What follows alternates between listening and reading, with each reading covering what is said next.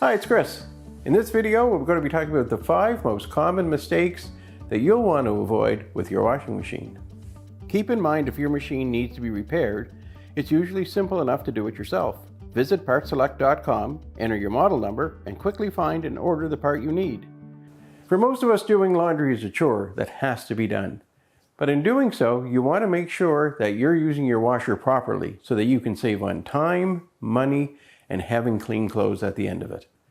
So the first mistake you'll want to avoid, and it's one of the most common ones, and that's overloading your washer. Be it a top load or a front load, you're not doing yourself or your machine any favors by overloading it. Your clothes need to float within the water and they need to be able to move freely inside the machine. If it can't do that, then everything's just bumping together, rubbing together, you go to start causing wear to your clothing, and really your detergent can't thoroughly clean your clothes properly. So the more you stuff in there, the more harm you're doing to trying to get clean clothes, and it's putting additional strain on all the components in your washer. So it could eventually cost you a lot of money in the end. So the second mistake you'll want to avoid on our list is using the correct detergent for your machine. Now, it's important to understand that there's typically always 2 styles of machines out there. There's regular washing machines and there's high efficiency washing machines. High efficiency meaning it uses less water, less electricity, and less action in moving your clothes around. In order to get good washability when you're using less water, you need a detergent that's designed specifically for that. So if you have a high efficiency washer, you need to use a high efficiency detergent. On your regular washer that's not high efficiency, you can continue to use the regular detergent you always have been. Number 3 on our list is something that is very commonly overlooked on most people's machines.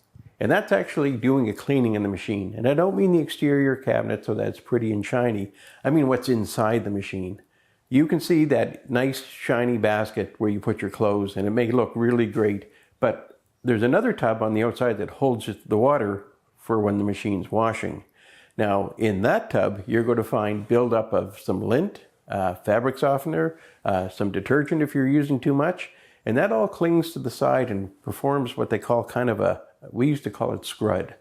Anyway, as long as that's in there, next time you go to do laundry, some of that's going to dissolve and be brought back into where your clothes are.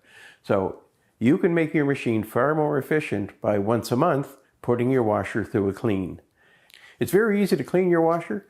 There's commercial products that are available for you that you can put in your machine. You can use a vinegar and water mixture to run in your machine with no clothes and just run it through a quick cycle. And that'll help clean and freshen the machine and get rid of any of that buildup that you can't see that is going to be deposited back onto your clothing. And it's also going to prevent any odors that are going to be coming from your machine as well. So it's a bonus all the way around to once a month give your washer a clean cycle. Mistake number 4 on our list is not cleaning the filter in your washer. Now, depending on your type of machine, the filter may be located in different places or it may not have it at all, but most of the newer machines, especially front loads, will usually give you an access panel in order to get at the drain pump filter.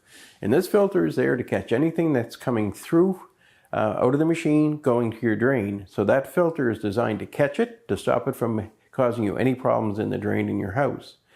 Now, as things build up in there, it's going to start to restrict the water flow, and that will affect how well your machine works and how well it cleans your clothes.